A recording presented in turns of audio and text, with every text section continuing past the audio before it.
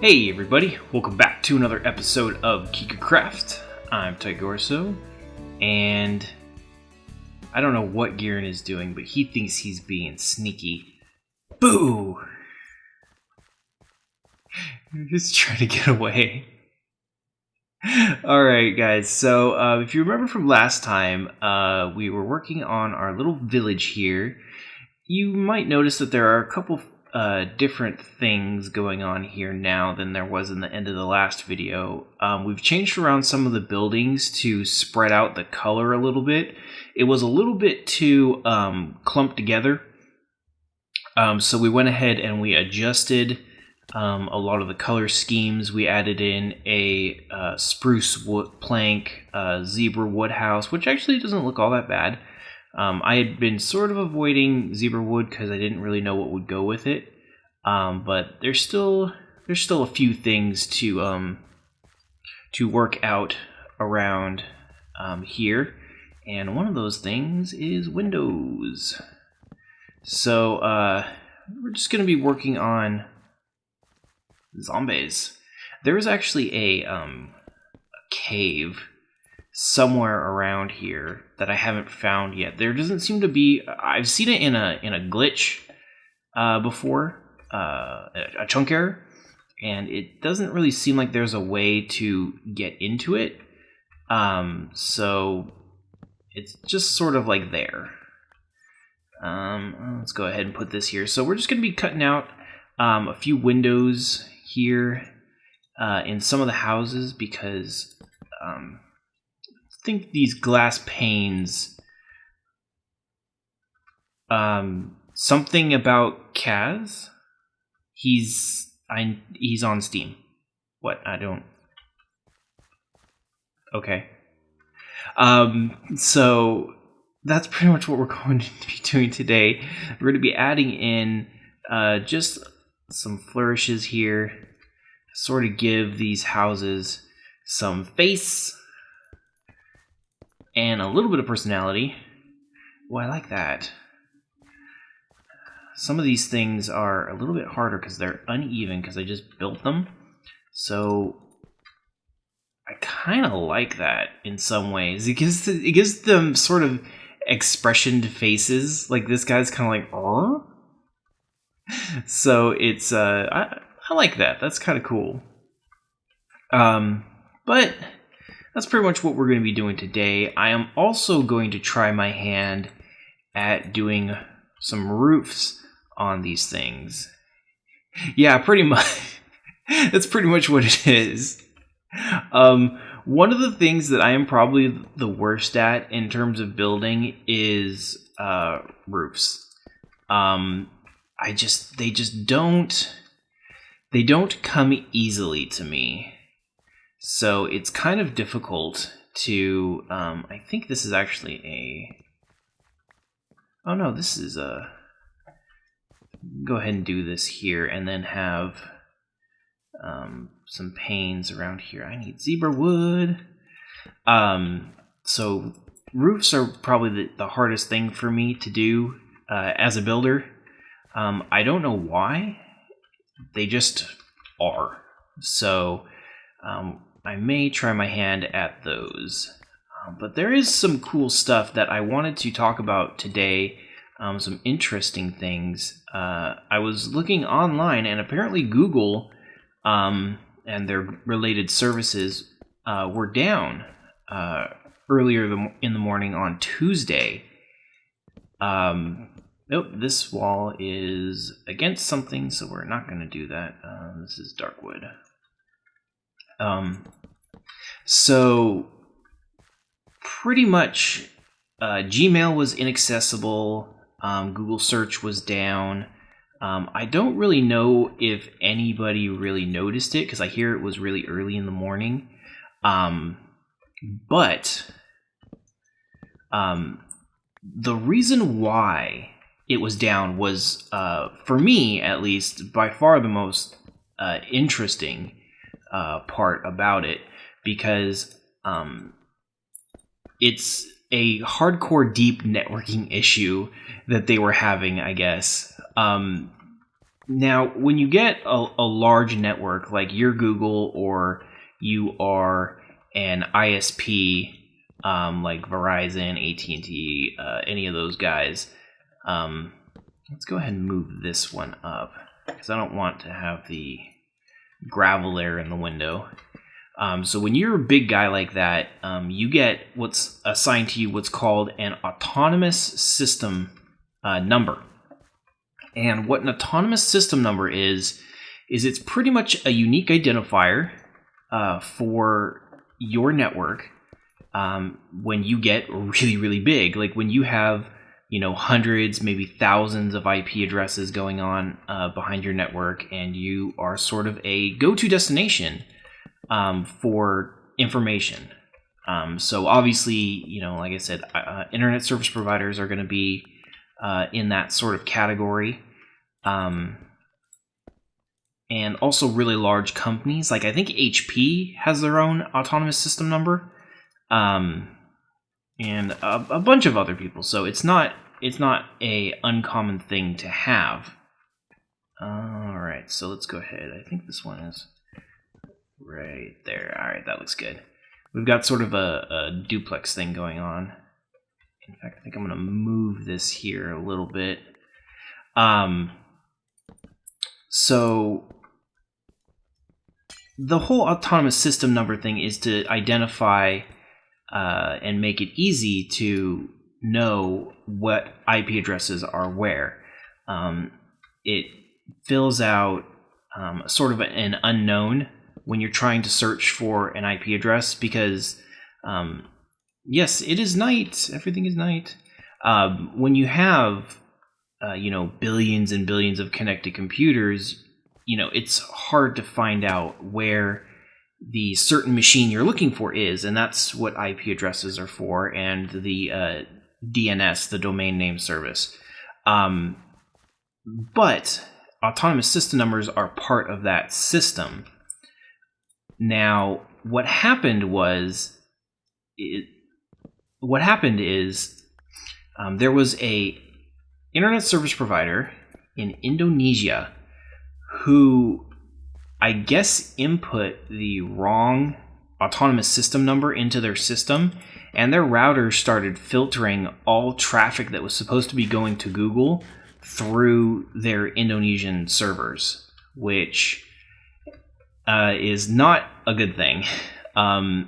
When I believe it was in 2010, a bunch of people started freaking out because a bunch of companies, or not a bunch, I think one company in China messed up their autonomous system number, and the same thing happened. So for a very brief moment in time, like a quarter of the world's internet traffic was routed through China, which concerned a lot of people, because when you have raw, unfiltered data like that, information who may get to people who aren't supposed to see it, or just things won't be going where they're supposed to, and somebody who may not supposed to be seeing may not. How am I supposed to say this? Geez, come on, talk. People who are not supposed to be seeing things might end up seeing things. So that's why it's a big deal. And it also points out, I guess what I really wanted to talk about is that it shows how vulnerable the internet is. Ooh, I like this. I don't know about that window back there, though. I want to change that. We rely on the internet every day for, doing YouTube videos, to doing our banking, doing all sorts of stuff. And the internet is very, very insecure. It's actually shockingly so. One of the things that I like, and you guys have heard me talk about before, is internet and network security. So when you realize that with the right kind of equipment, you could hijack a quarter of the world's, internet traffic, it becomes sort of scary, because the internet and if you ever take a networking class, it's pretty much the first thing they're going to tell you. The internet and networking is built on a web of trust. Yeah, like, okay, I'm going to, give you this gun, and I'm going to turn around, and I'm going to trust that you're not going to shoot me. Kind of like that. And nobody has really figured out how to fix it. And you see little trust issues popping up all the time. There will be, this certificate authority who, got hacked, and now their certificates are no good. Uh-oh, exposing my lazy.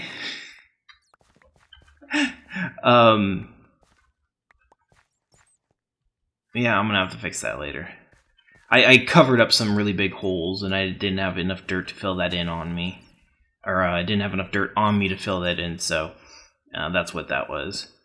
But it's one of the things that hackers exploit on a regular basis. It's pretty much holes in trusted systems, because it's easy to do. All you have to do is make it look like you are somebody who you're not, and all of a sudden go, oh, you're somebody that I trust, and you're like, let's go ahead and put a window in there. This is going to be like a sort of like a little like tool shack or something like that. We'll probably put the tool bench, workbench in there. Let's go ahead and put some ones up front here. So it's really scary when you hear about things like this, especially with countries who don't necessarily have, the purest of intentions as far as, freedom of speech and, maintaining open and free internet infrastructure. And some people may argue that point, but essentially the point is the internet is broken. It really, really needs to be fixed. And I know I can't do it, but the one thing that I find the most disturbing is that people seem okay with not doing anything. They're like, well, we'll just sit on the problem, if we just don't do anything about it, it's fine for now, it works, but the whole thing could just collapse and fall down all around us. Have you been gardening? Did you bone meal this? Oh, it looks pretty. I like it. Oh, excuse me. So, I find myself wondering if we will have to suffer through something terrible before anybody takes action to fix it. More often than not, I find that with many things, disaster has to strike before anybody actually does anything about it. Because people get very comfortable, especially, the companies that are supposed to be dealing with this, and, their standards bodies and regulators who are, oh yeah, this is hodgepodge all over the place. There are certain people who are supposed to be taking care of this, and they're sitting on their hands too, because they're being pressured by people who don't want things to change, because it would cost money and time, and it would be a big pain in the butt, but in the long run, we'd be better off. It's sort of like the issue with, and since today is November 6th, it's election day, so everything's getting super political, and we're not going to talk about that here, but it's sort of like when people talk about how they're supposed to change. Yeah, this will be going up on November 7th. But when people talk about changing the education system, specifically in America, and improving it, because it's not exactly up to par with quite a few places, especially everywhere. There are a couple places that are really good, and then there are some places that are really bad. So it's sort of like that. Nobody can really agree on a solution, so they just don't do anything about it, which is most certainly not the way to go. And I find it a disturbing trend. So hopefully, sometime in the future, people will decide that, you know, the internet is important enough to actually, you know, talk about and do something with in order to make it more secure and to keep it around for, you know, future generations. Because, I mean, I don't ever think that the internet would go away, but I think that the internet could end in the way that we know it today. You know, you're going to see more like wireless in the US. You're going to have specific networks that are run by just, you know, one company, and it's very proprietary. And that's how, you know, American telecommunications companies would rather have it. They want more control over it. But that's not good for everyone in the long run. It's only good for people who stand to make a significant profit off of it. So I don't want to see things go that way, and there have been people in the past that have talked about privatizing the internet in that sort of way, removing the open and freeness of it. So it's sort of scary, but that's just sort of something that was going through my mind today. And these are up against a wall. Okay, so yeah, scariness. But things are looking pretty good here. We got some interesting little designs, little quirkiness going on here. I actually like this house. I think this house right here is my favorite. It's just so expressive. Whereas all the other ones are just little tiny faces. You know, they're sort of normal. This one's only got one big eye. This one's only got one eye. He's sort of smashed up against this guy's. So I kind of like it. And this is sort of the way that for anyone who hasn't been, here's another whoop face. For anyone who hasn't been here all that much, this is the way that I like to build. I build sort of a plain basic box, and then I sort of sculpt and change it afterwards, adding a whole bunch of stuff in the beginning and then removing stuff as we go along to sort of get an idea of what it's going to look like. And it makes me feel a lot better about creating things. So now we're gonna have to work on roofs. Is that roofs or roofs? I can't English. Roofs. Everybody's just like face palming right now. I can totally tell.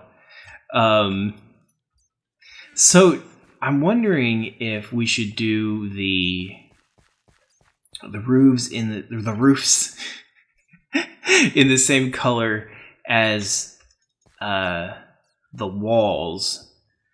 So let's go ahead and start off with that. This one is birch. So let's go ahead and let's make a bunch of stairs. Let's make a whole bunch of stairs. There we go. 32 stairs, that'll work. And then we'll just start not doing that. We want it to go downward.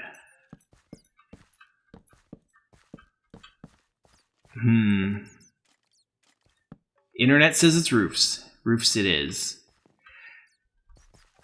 I am not liking the color. It blends in way too much. I think it needs to be a different color.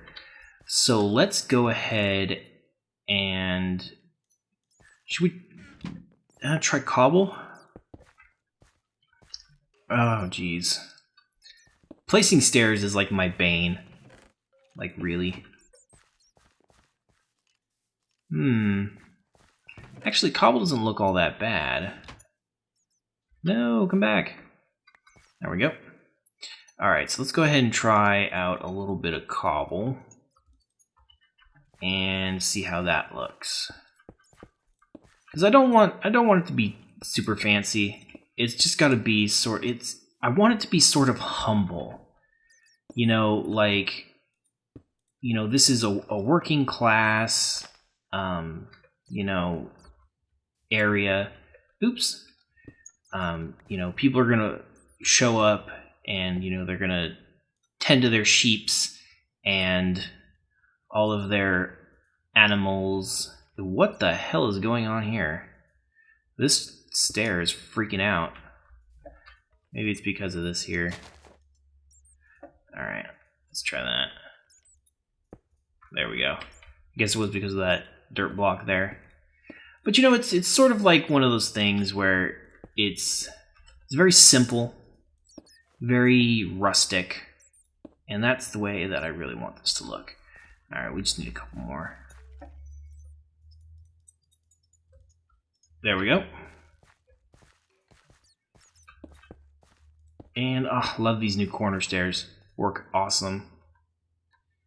Alright, I think that looks pretty good. So let's go ahead and let's make up some more stairs.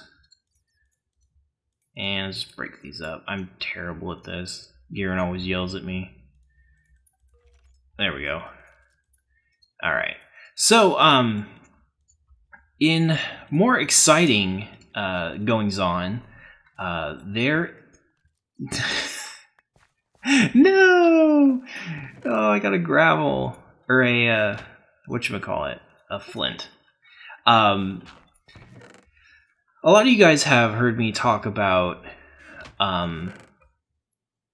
Linux before, and I sort of really want to like Linux. It's one of those things where it's like I could like you so much more if there were just a few things differently.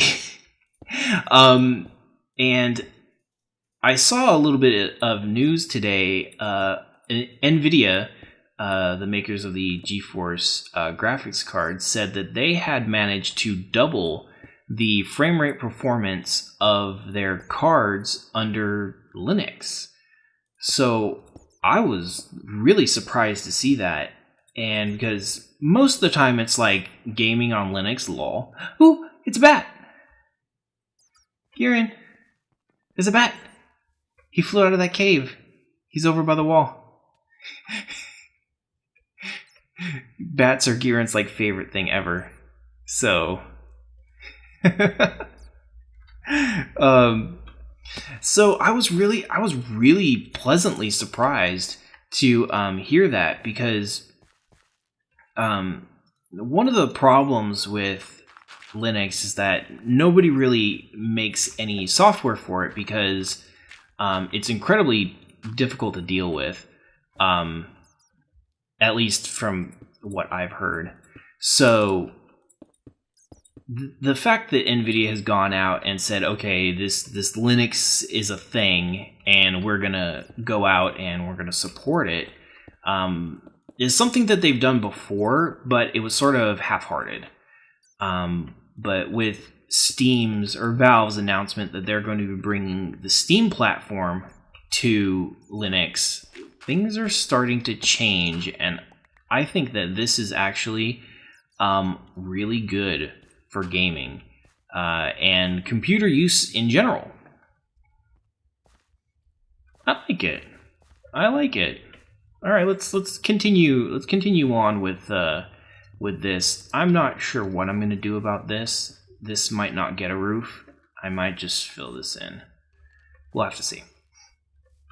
But I've talked before about gaming and how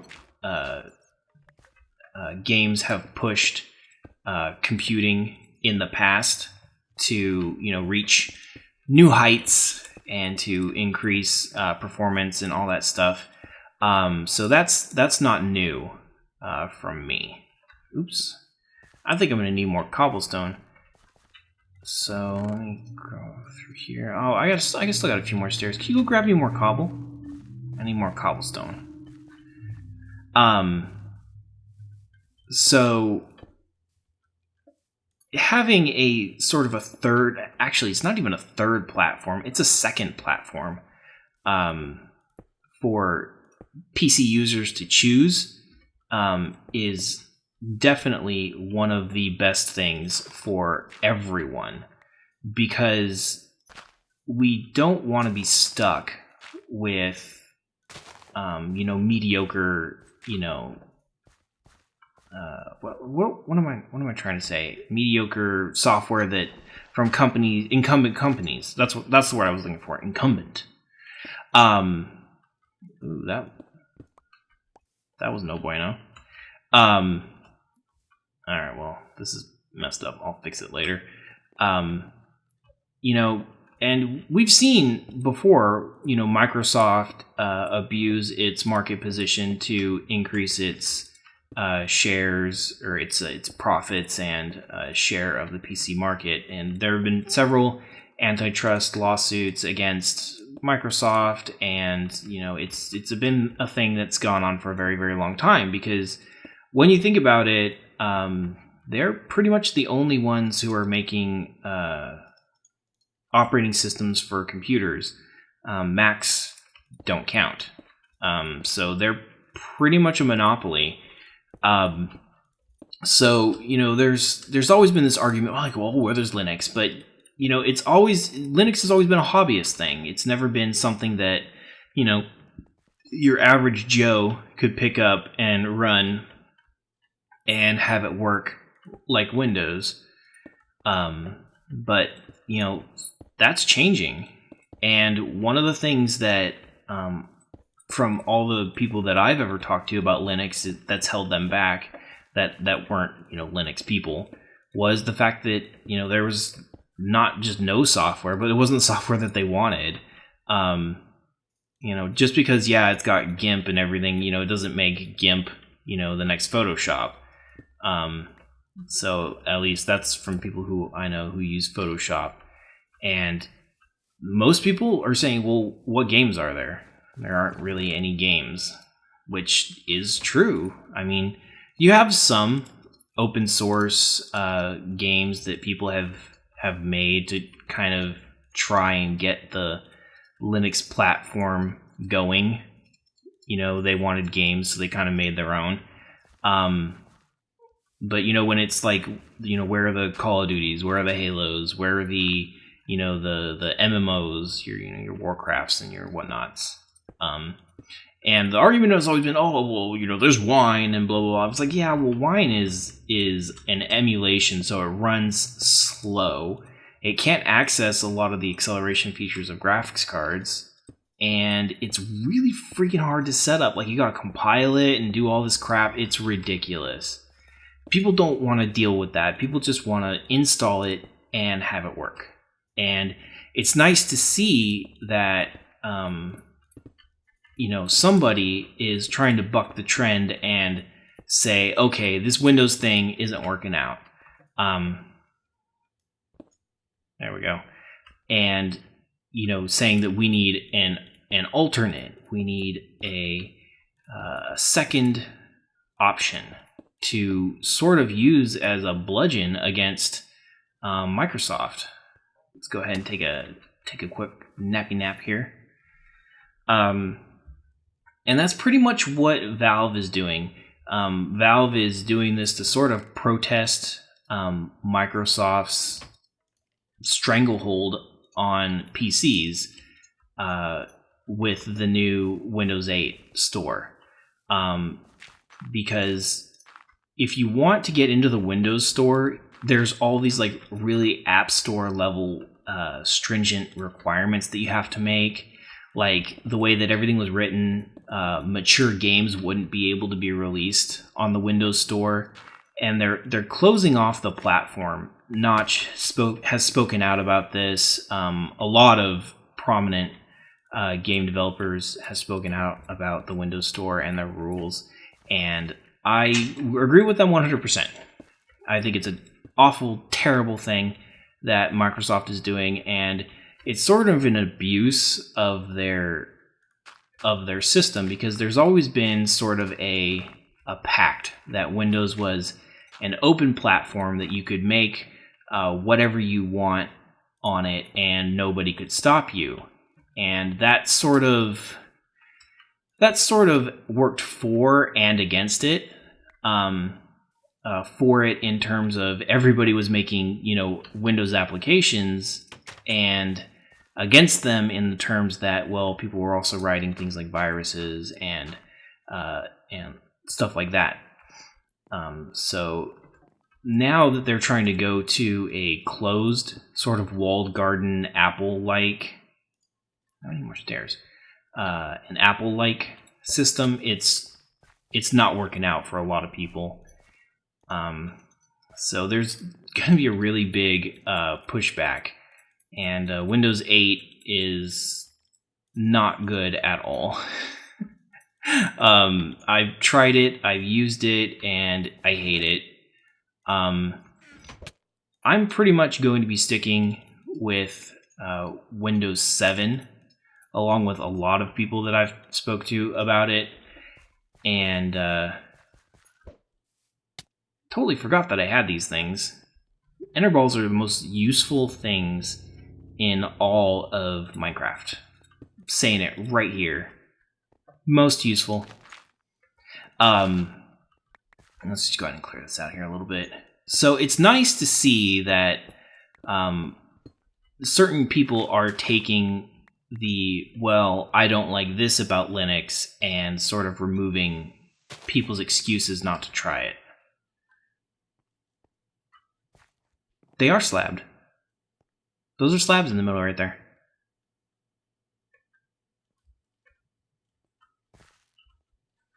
Oh, they're right side up though, or they're upside down. Yeah, oops. Well, I'll work on it. Maybe I'll add some sort of like glowstone in the roof, so that way it lights the roof and it also lights the interior. I think that'll work out well. Just need to figure out if it'll light it enough. That's the only thing that I'm worried about. Well, just punch out some holes here in the top and stick some glowstone in there. It'll give sort of a lamp for the inside. Gross. Well, maybe I'll put lamps. I don't know. We'll figure it out. But yeah, I didn't think about mob spawns up here and all that stuff. But oh well, we're having fun. Who cares? We'll figure out what to do about it later. But yeah, so NVIDIA is helping lead the charge. And I guess they've been using Left 4 Dead 2, which is, I guess, the main game they're testing, because it's one of their newer Valve games for the Linux beta. And that is getting, with the new NVIDIA software, 300 frames per second, which is really impressive because it used to be about 140 frames. Now it's upwards of 300. So that's definitely an encouraging boost. Getting all those frames up and for them Linuxes. Man, I'm going through so many stairs. I didn't think I was going to need this much. But I like these doors. Gieran made me a bunch of doors. I see them. He'd probably think I would have forgotten to say something. Alright, let's do 16. I got bear in my face. Alright. So, let's see, what else do I have going on here? Oh, there's something interesting. I'm really into hardware, and one of the hardware things is how much it costs. Yeah, I know, you software people.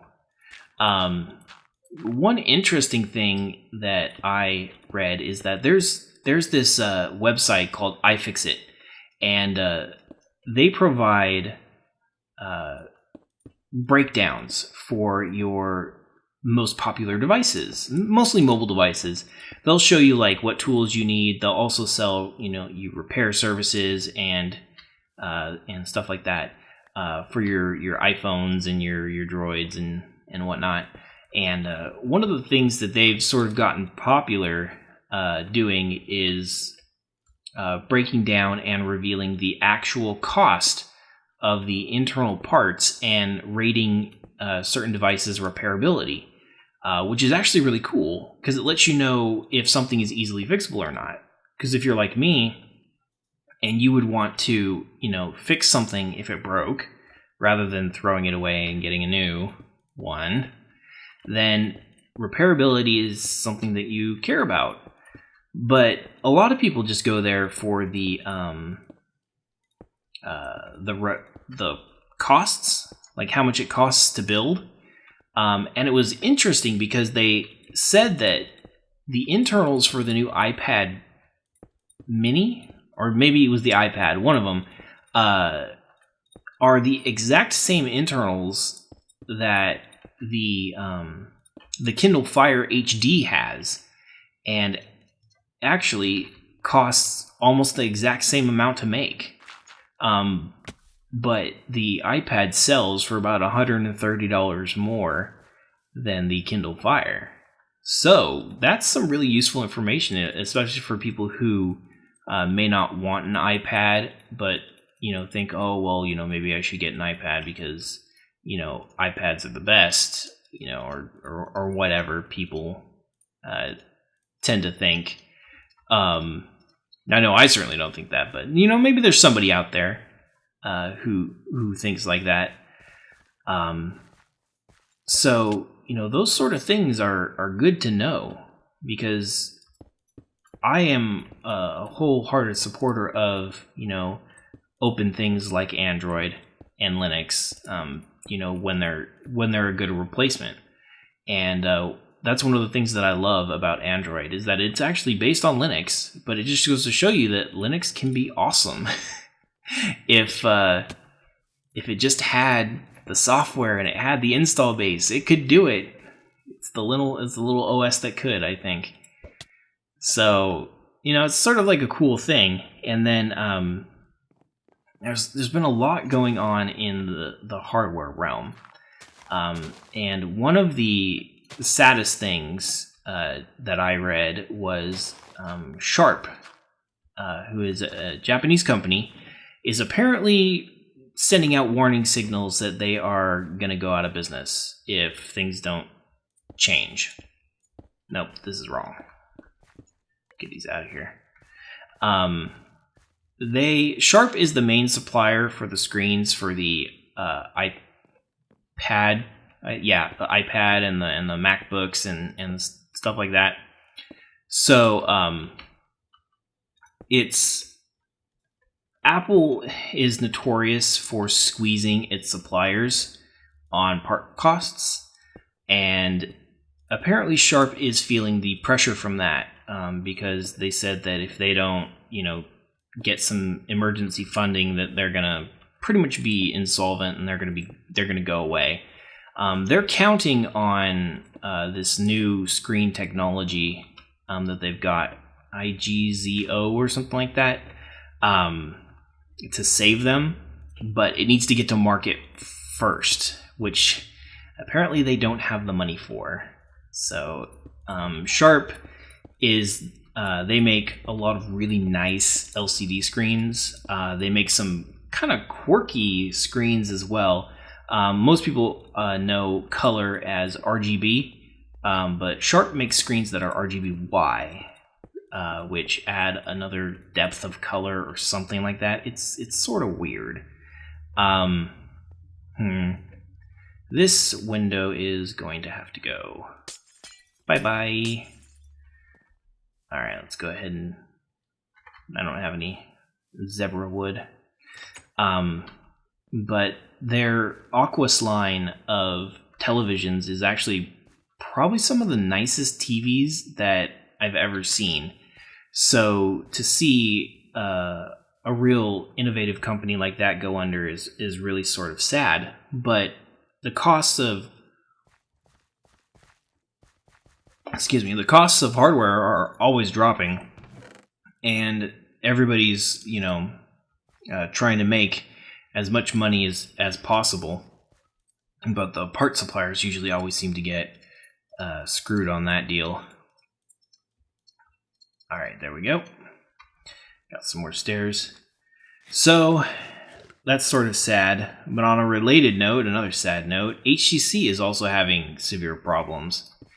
And that is sort of it sort of goes along with the Sharp thing. I was sad to see Sharp doing poorly in their financial reports, but not so much on HTC. I sort of have a very bitter feeling towards HTC because while I don't believe that Sharp deserves to go out of business, oh, geez. Oh, okay. Well, I was like, where am I going to end up? HTC is a company that I believe does sort of deserve to go out of business. I think that they earned their poor performance by making crap and treating their customers like crap. Hey, you know, who would have thought if you treat your customers like crap, your business suffers? Apparently not HTC. I've had quite a few HTC phones. I've also worked in the business of... Geez, I'm already out of stairs. I've also worked in the business of repairing phones as well in the past. And one of the things that I hated about HTC was that they broke all the time. Like, literally. I remember when a new HTC phone was coming out, my boss was like, yeah, a new HTC phone. I was like, oh, are you gonna get it? And she was like, no, I'm not going to get it. I was like, well, then why are you like, yay? It's all because whenever a new HTC phone comes out, our repair numbers go through the roof. And I was like, really? I can't say I'm impressed. And it was true. And, you know, as soon as that new HTC phone came out, it's like almost right away, tons of problems. And I couldn't help but be reminded of the time when I actually purchased an HTC phone, and it's something that I will never do again. So it's not surprising that they're having issues. I mean, if they could turn it around, I mean, that would obviously be better for everyone, but I don't think that they can do it. I don't think that they have the right corporate culture to provide people with the sort of things that they want, quality at a good price. I think they're more concerned about providing cheap stuff. So it's sort of disappointing, but you know, we always have a good one to go to in Samsung. I'm a huge fan of Samsung. They make really good products, which actually, on the other hand, wasn't always true. There were actually many people who pretty much wrote off Samsung a long time ago. I am out of cobblestone again. Let me go run back to the castle here.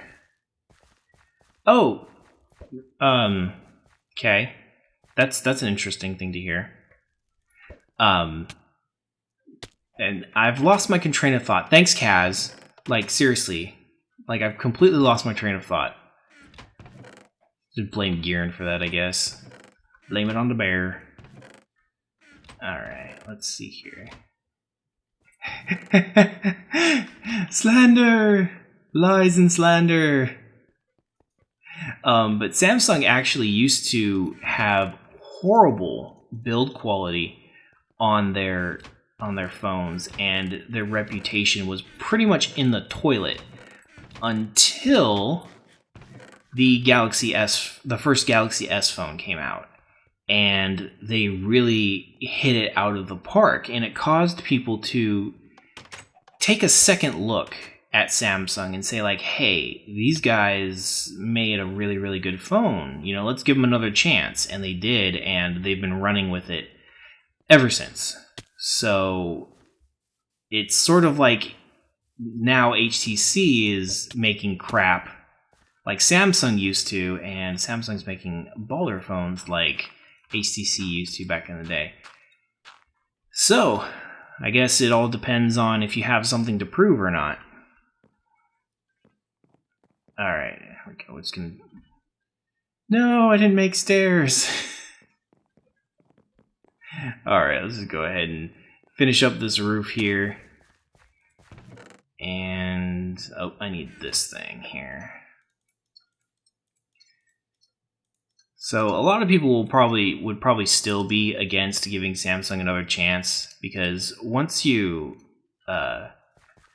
lose a customer, it's extremely hard to get them back.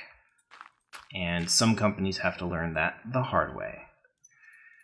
So I will cheer on Samsung as hard as I possibly can, because I believe that they have the vision and the idea to sort of give us a better product for a good price. And you guys heard me talk about the Nexus phone, the new Nexus phone that's coming out from LG. LG is another company that seems to be coming up out of the dregs of crap phoneville. So, time will tell with them whether or not they can actually build a new phone, because a lot of their phones nowadays, or a lot of their phones for this next upcoming generation look really good. So we will just have to play the wait and see game. And see, this is why I love technology, and I love talking about it and following it, is because every so often the game just completely changes. Like, what was once true is no longer true, and that underdog who's been fighting the big guy will eventually win. So, and then they become the big dog and the guy to beat. So it's really fascinating to watch it sort of go in cycles. And Giren has actually talked to me about these cycles, that there are ups and downs and all kinds of different things that go on in business, and I just think it's super interesting. Excuse me, because you've got different people. Bricks. Oh, you're making bricks for fireplaces?